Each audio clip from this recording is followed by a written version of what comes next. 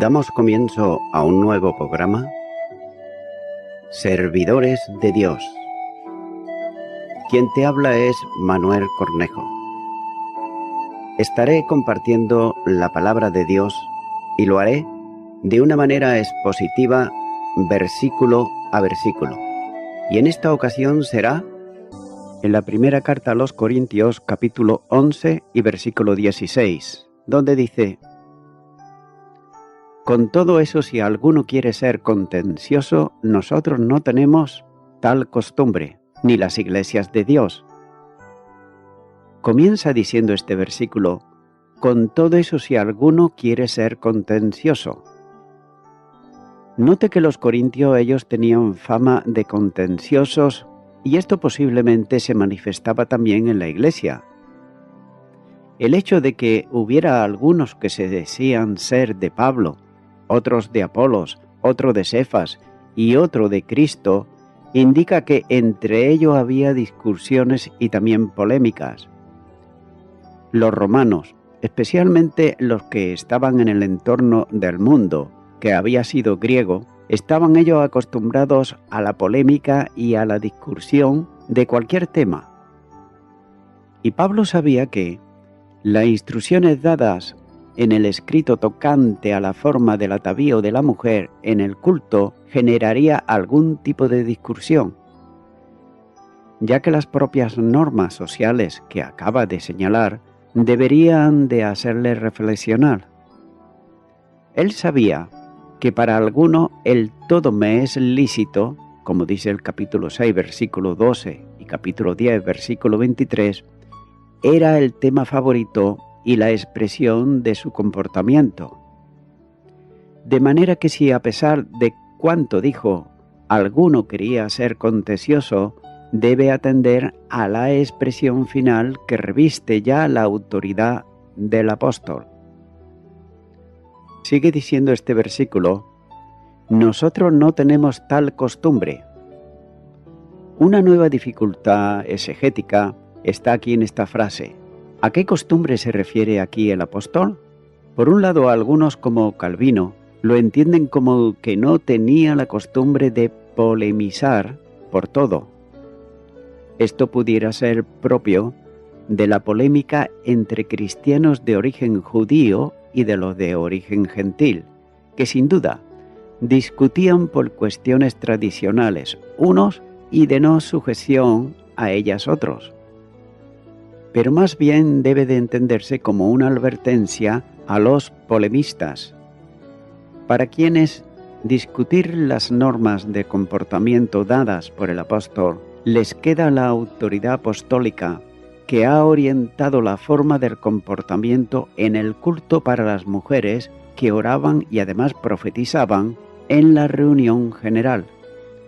Los apóstoles no tenían otra costumbre que la dicha en el párrafo, que la mujer que participa en el culto lo debe de hacer con la cabeza cubierta, en el caso de Corinto probablemente con el pelo recogido y no suelto. Continúa diciendo este versículo: ni las iglesias de Dios. Pero el apóstol afirma también que no solo nosotros, sino también todas las iglesias de Dios. Es por eso que está indicando que esta forma de comportamiento es propia de las iglesias. Los que consideran que la cobertura de que habla aquí es el velo puesto sobre la cabeza de las mujeres, les es válido también el mismo argumento.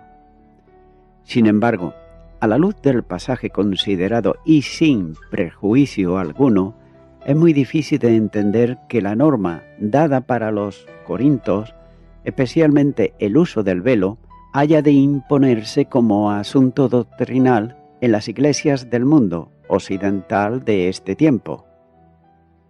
Continúo ahora con el versículo 17, donde dice: pero al anunciaros esto que sigue, no os alabo, porque os congregáis para lo mejor, sino para lo peor. Comienza diciendo este versículo: pero al anunciaros esto que sigue.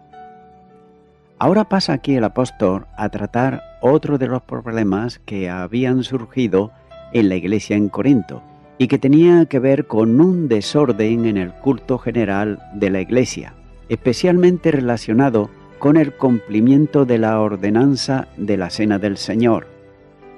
Este problema se producía cuando se congregaban como iglesia, no tanto las reuniones en las casas, sino la reunión general para el culto, oración, enseñanza y práctica de la ordenanza.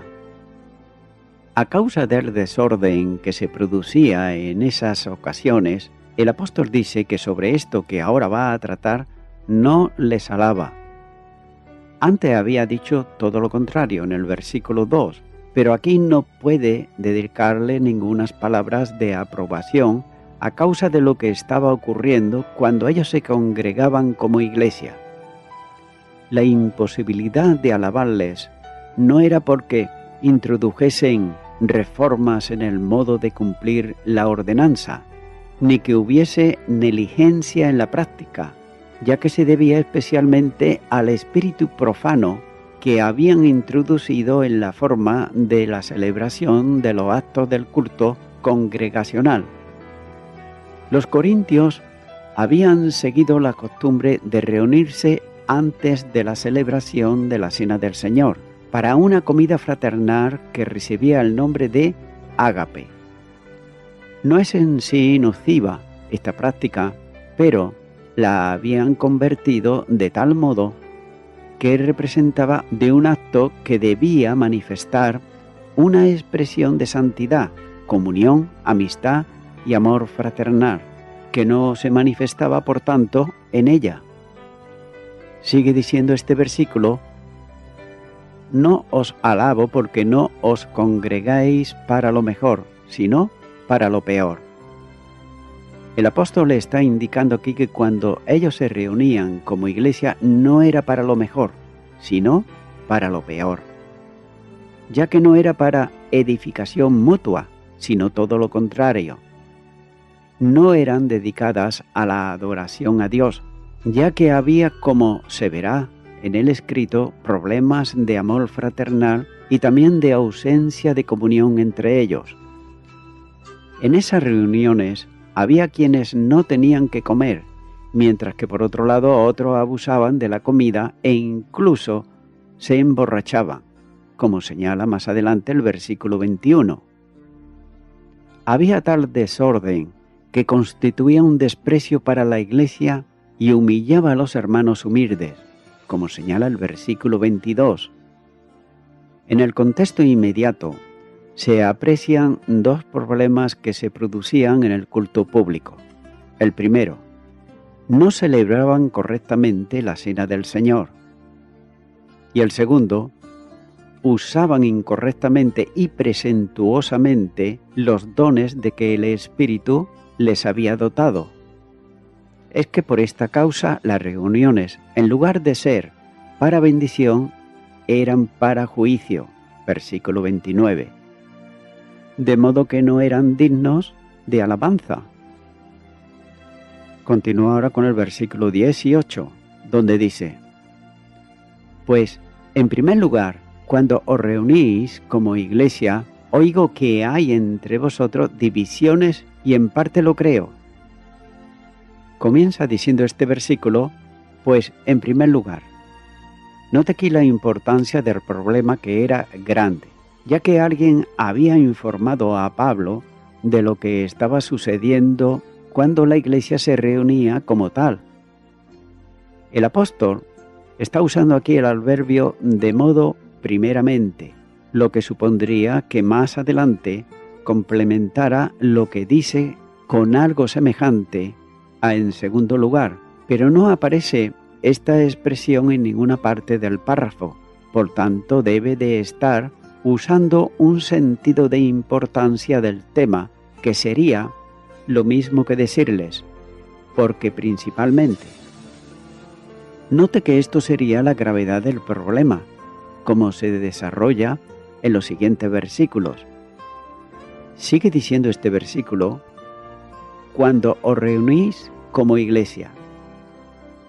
El problema se producía cuando los creyentes se congregaban como la iglesia, esto es, el conjunto de todos los cristianos reunidos en un determinado lugar.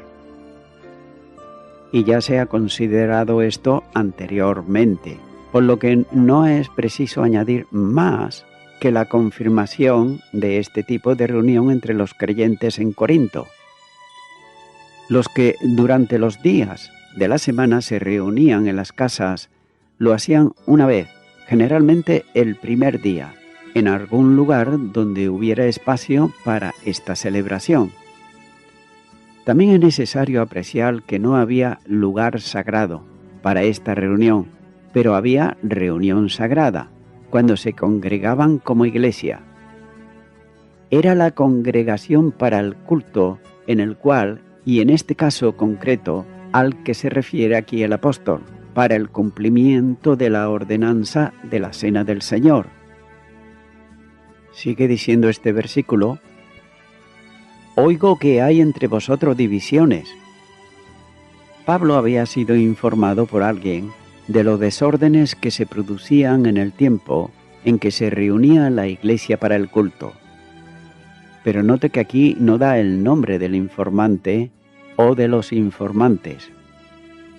Tal vez fuesen los de la casa de Cloé, que ya antes le habían notificado de asuntos que no marchaban convenientemente en la iglesia, como señala el capítulo 1 y versículo 11.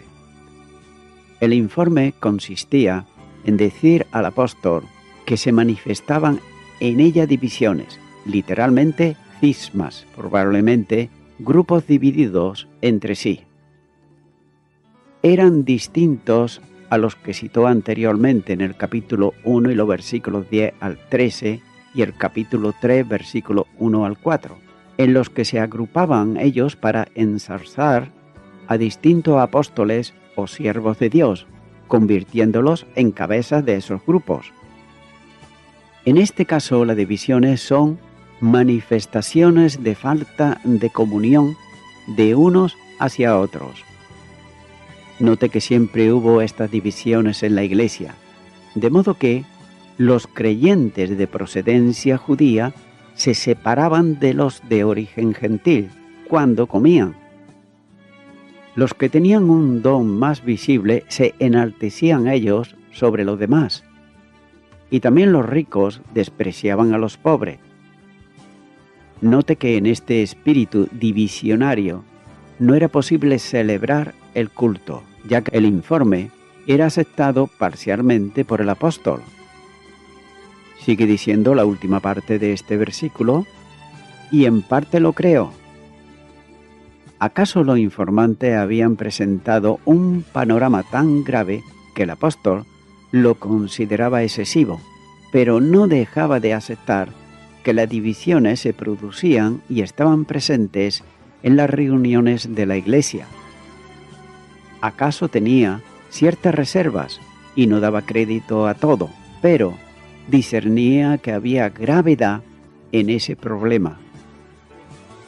Continúa ahora con el versículo 19, donde dice: «Porque es preciso que entre vosotros haya disensiones, para que se hagan manifiestos entre vosotros los que son aprobados».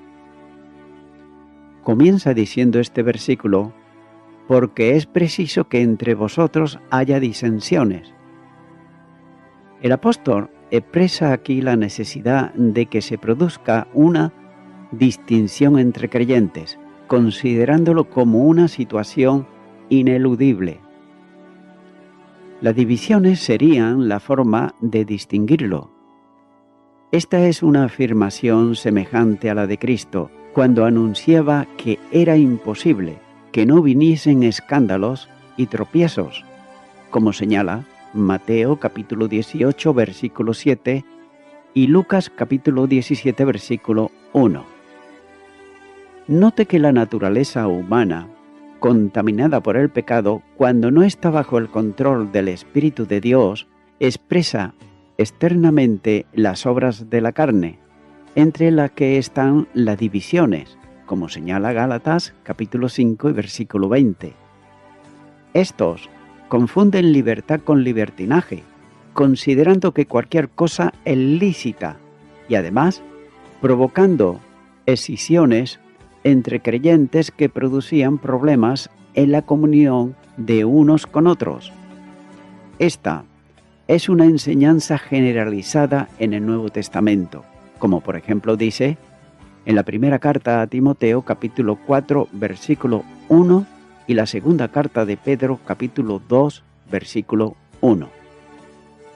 Es una manifestación propia de los últimos tiempos, esto es, del tiempo de la dispensación de la Iglesia hasta el regreso de Jesús, como así nos dice la segunda carta de Timoteo, capítulo 3, los versículos 1 y 2. No debe de entenderse la situación en Corinto como el resultado de quienes no eran creyentes, sino de problemas entre cristianos. Note que era la consecuencia, como se dijo antes, de la carnalidad entre ellos, en donde se producen y manifiestan las divisiones o partidismos. Continúa diciendo este versículo, para que se hagan manifiestos entre vosotros los que son aprobados. Las acciones divisionarias ponen de manifiesto quiénes entre los creyentes son aprobados. Es decir, los que viven en el Espíritu mantienen vínculos de amor y comunión con el resto de sus hermanos. Pero no es menos cierto que muchos corren y no reciben el premio, siendo eliminados o reprobados. Capítulo 9, versículo 27. Como se consideró en el comentario aquí del texto citado, no se trata de pérdida de salvación, sino de pérdida de recompensa en la carrera cristiana. En la Iglesia, los carnales se distinguen claramente de los espirituales por las consecuencias que ellos producen. El que anda conforme a la carne forma grupos, divide, porque no tiene amor. También debe de apreciarse que muchas veces los que aparentan por un lado piedad no viven en la eficacia de ella, sino todo lo contrario.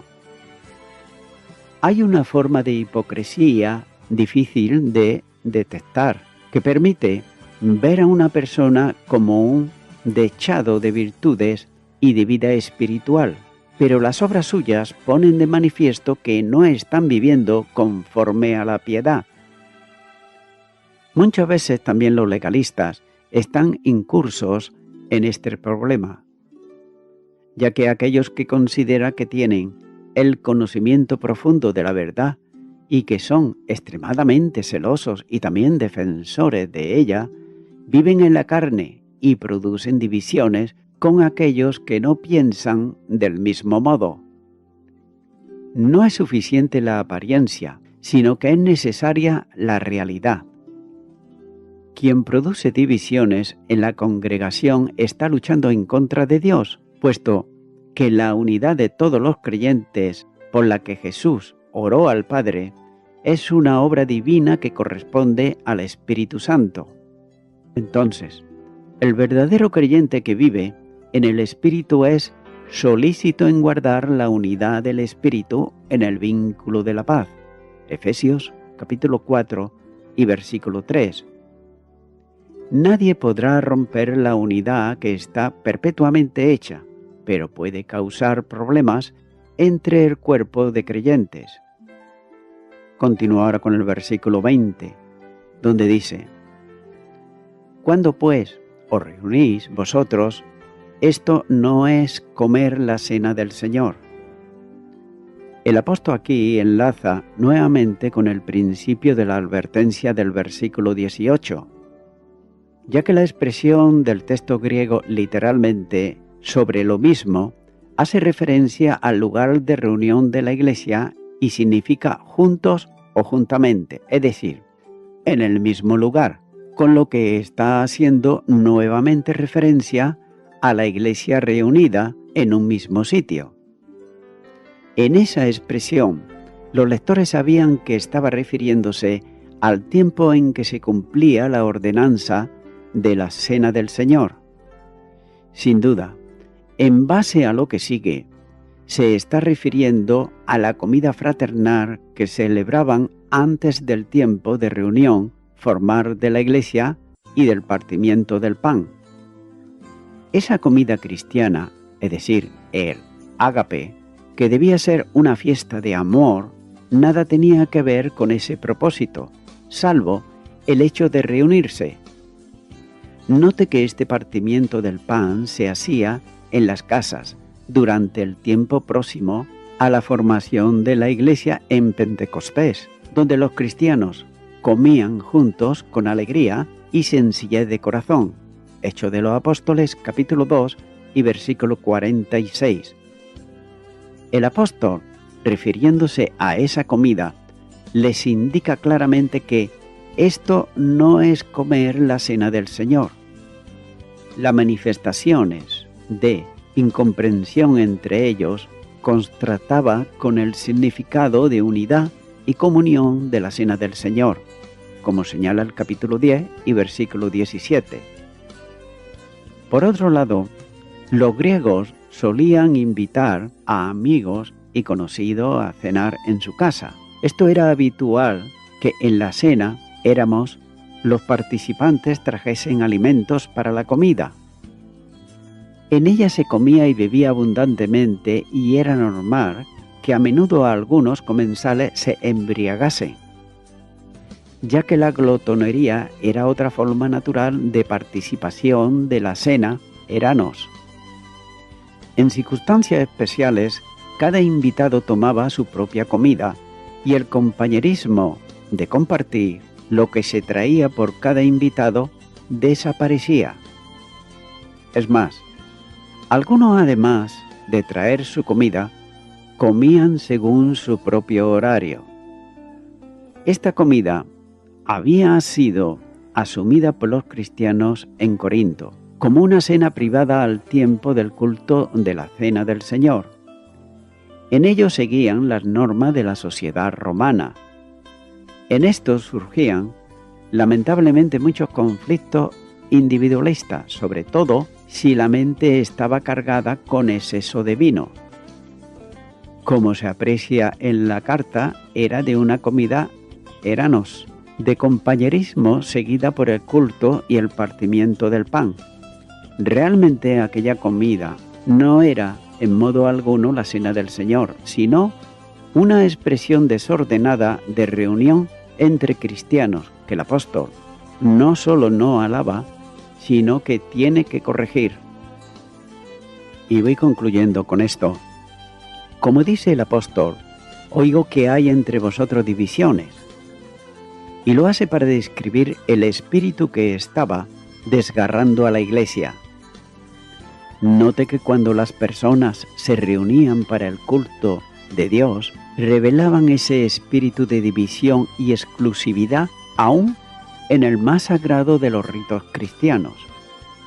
La palabra divisiones, como dice el versículo 19, son facciones, partidos, sectas, y también se traduce como herejías, que se deriva de un término que enfatiza la elección entre distintas alternativas.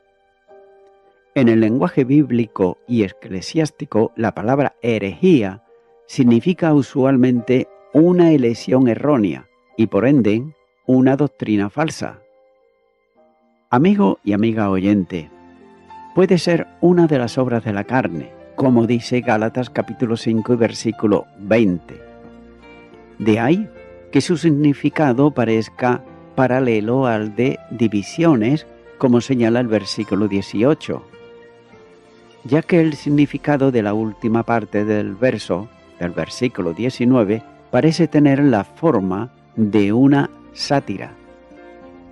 Amigo y amiga oyente, las obras de la carne siempre actúan y lo hacen como la misma palabra de Dios nos enseña, con adulterio, con fornicación, con inmundicia, con lascivia, con idolatría, con hechicerías, con enemistades, con pleitos, con celos, con iras, con contiendas, con disensiones, con herejías, con envidias, con homicidios, con borracheras, con orgías. Así dice Gálatas capítulo 5 y los versículos 19 al 21. Amigo y amiga oyente, si de alguna de estas maneras citadas tú estás viviendo o has vivido, ¿no crees que ya es el momento de que vengas a Cristo y puedas recibir lo que Dios tiene para tu vida en Cristo Jesús, que es la salvación eterna en Cristo Jesús? Por ello, ora conmigo esta oración que yo voy a hacer y repite allá donde estás y di conmigo. Señor Jesús, quiero pedirte perdón porque alguna o varias de estas cosas que se ha citado en Gálatas capítulo 5 y los versículos 19 al 21, las he practicado o las estoy practicando. Por tanto, me arrepiento de todos mis pecados y ahora te recibo a ti, Señor Jesucristo, como mi único Salvador. En tu nombre, amén.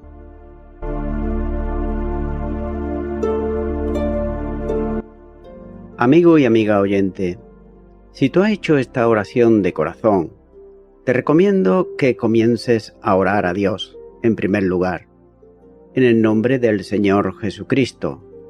Orar a Dios no es rezar, sino que es hablar con una persona. También te recomiendo que leas la palabra de Dios y lo hagas a diario. Comienza, por ejemplo, con el Nuevo Testamento. Y también, por último, te recomiendo que para que puedas crecer espiritualmente, te congregues en una iglesia cristiano-evangélica, donde se predique, se enseñe y se practique la sana doctrina y la palabra de Dios. Congrégate ahí y con el tiempo podrás crecer espiritualmente y también servir al Señor Jesucristo. Que Dios te bendiga. Y a toda la audiencia, nuevamente ya me estoy despidiendo de todos ustedes y será hasta el próximo programa. Que Dios os bendiga a todos.